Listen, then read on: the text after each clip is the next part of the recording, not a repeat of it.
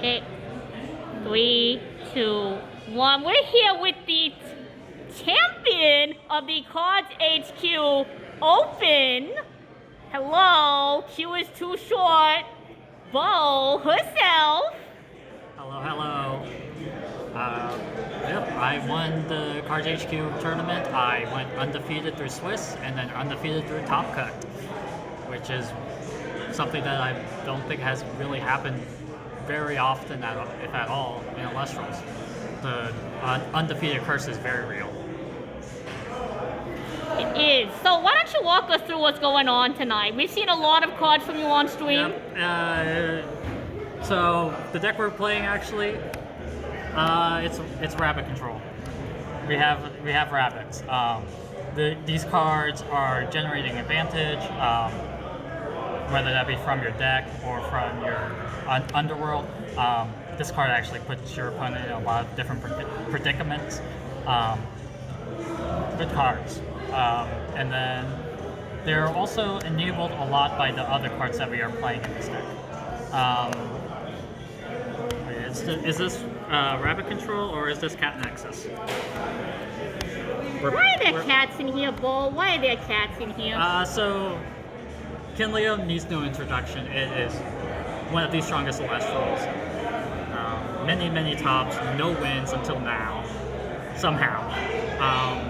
But these also enabled the rabbits. So the idea behind the deck is that you engineer board state where you have both your rabbits and your cats, and then you are generating advantage, you are interacting with your opponent, making it very difficult for them to play the game. Spark Hit is basically reads Earthquake, and it enables Rabbit. This card is actually surprisingly good. It can snipe some really heavy hitters. And then this is actually not Cat Nexus. We're on Monarchs. Lavalith and Arcolith. Lavalith, Arcolith, both limited for a very good reason. These cards were really strong today. They showed up at the perfect opportunities, and they were just devastating, especially Arcolith. I got a 7-Spirit Arcolith, and it is real, and it will hurt you. This also happens to trigger rabbits, which is quite useful. I might be mistaken. It's not Rabbit Control or Cat Nexus or Monarchs. It's actually Galaxy Beatdown. Now, is that OG Galaxy you got there? Yep, that is indeed 2 copies of OG Galaxy. So, Galaxy Champion is very strong right now. It is Eddie that plays around a lot more things, but is weaker on the following turn. But it also pairs very nicely with our rabbits. Of course, the rabbits share the same stat line as the whales, so making them 5 attackers is very powerful. Champ Whale or OG Whale is also surprisingly strong. I saw no Specteris today, which is wild. And so this card was probably a bigger pain for my opponents to deal with than it realistically would be in most metas. This card heavily overperformed. It was also a last-minute inclusion. I originally had the second Ash Rabbit and the 3rd Sparka in this spot, but I decided against that, and more 2/5s, especially a 2/5 that naturally puts itself at that 5 attack, is very good. And then helping both our Fireside and our Whales, we have Race Moltuka. Once again, 2/5 attack or stat line. It's water, naturally water, so it pairs very well with OG Galaxy. It searches Kinleo, it searches Rabbit. This card is very strong, and we'll get to another card in a second that was also a really big player today. But first, we'll talk about Zeus. This is mostly here as a Thunder Nexus bank. I'll be honest, the combat math does not change significantly with Zeus because all of your guys are 2 attackers. It does help with the whales though. It actually came up quite often where I would have like OG Whale against Champ Whale, and because they both become 5/2s. Zeus really helps fix that interaction. And then we're on to the goat, the horse, Torchin, and the Hestia. So this card heavily overperformed for me, I'll be honest. In testing, I was playing 2 Hestia instead, but there would oftentimes be hands where I have a Kinleo and a Smoltuga in hand with no Nexus Bane. And I'm like, I just need this Smoltuga to grab me a Nexus Bane. And that's what Torchin does. And honestly, the times where I like hard drew Torchin, it wasn't that bad.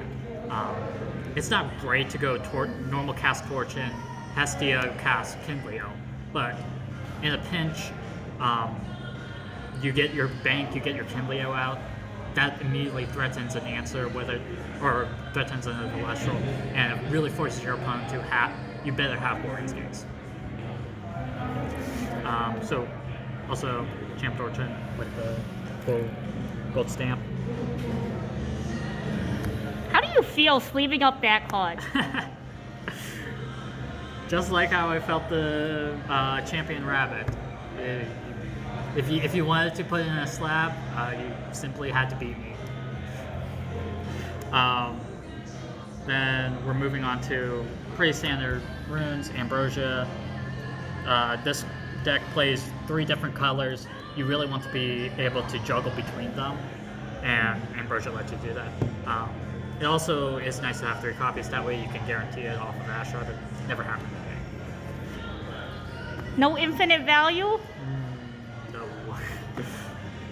It does aggressively nothing. And that's all the invokers that we're playing in Bane. No Earthquake, no Laurels in Bane. Moving on to counter runes. Pretty standard lineup.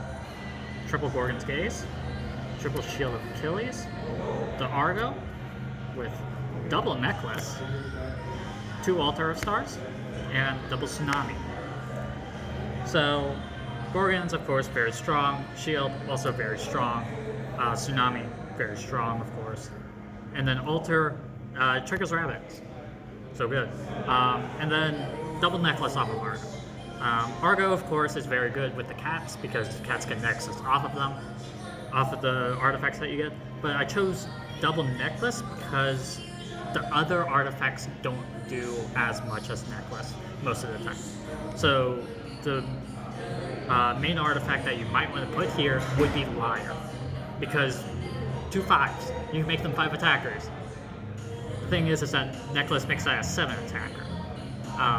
You also don't have to splash the Solar Spirit, and you can enchant this with realistically Thunder, Fire, or Water to play around.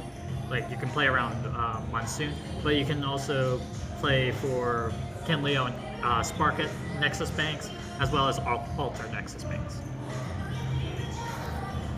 Now we're moving on to the Spirit deck.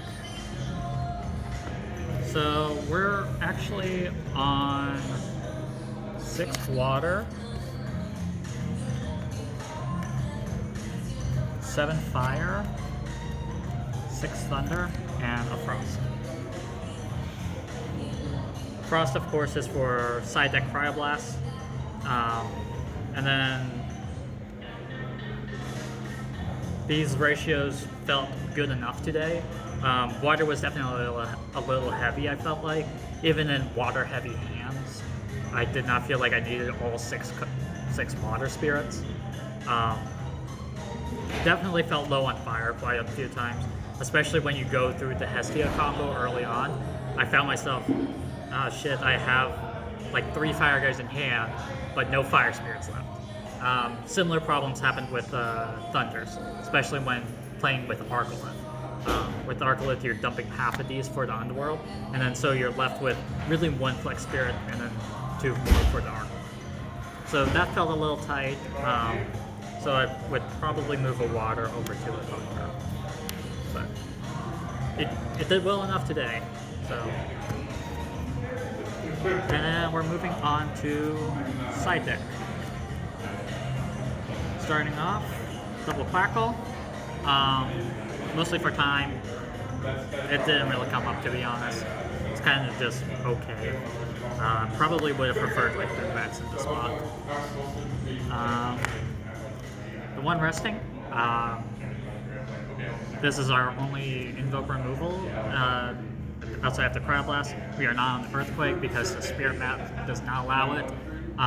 But this card is sometimes necessary. It's not super good to main deck right now because so many things play around it. But into decks that it's strong into, you definitely want that. Please ban this card, Triple Eruption. This card is mostly here to beat a very aggressive deck, specifically Blizztrix. This is a much slower paced deck. It really doesn't it doesn't have any Ascensions at all.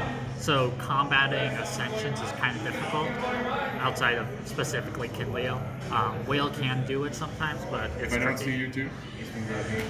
Yeah. Good stuff. Thank you very much for the great deck. Bye, Skyfall. But yeah, the Eruption. Why don't you just This- run it back for the start of Eruption?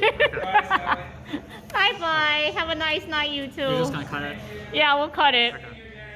Okay. Next up, please ban this card. It's Triple Eruption.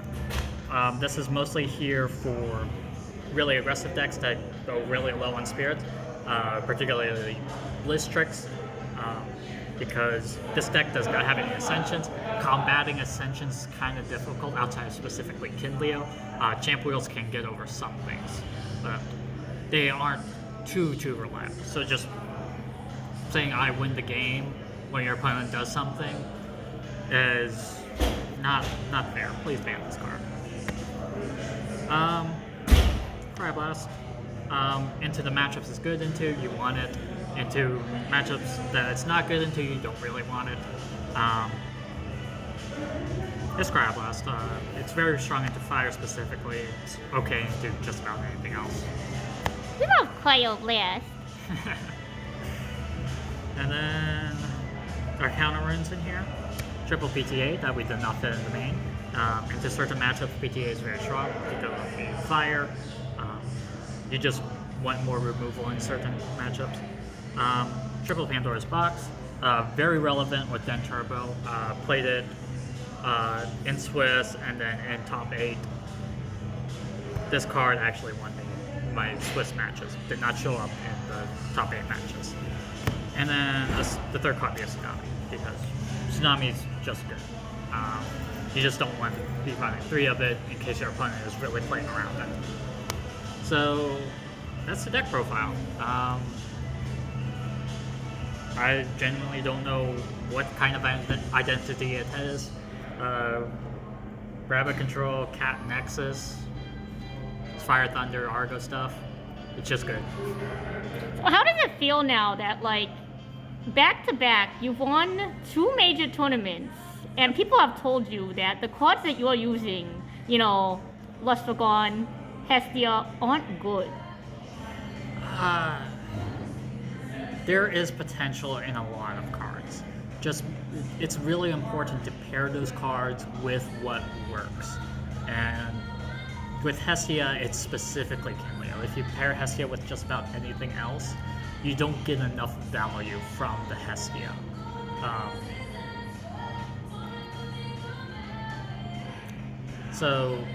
And then Lustragon, that's always been a good card. It's just like hard Ascensions are just hard to get out. And like, I don't know, it's kind of weird to be like a pioneer of decks that nobody plays and then not very many people pick up. There's, like I said, there's potential in a lot of weird cards. Just figuring out what makes that card specifically strong and how to engineer game states where that card is powerful is how you really break a card. All right. Tell them to like and subscribe. Like and subscribe.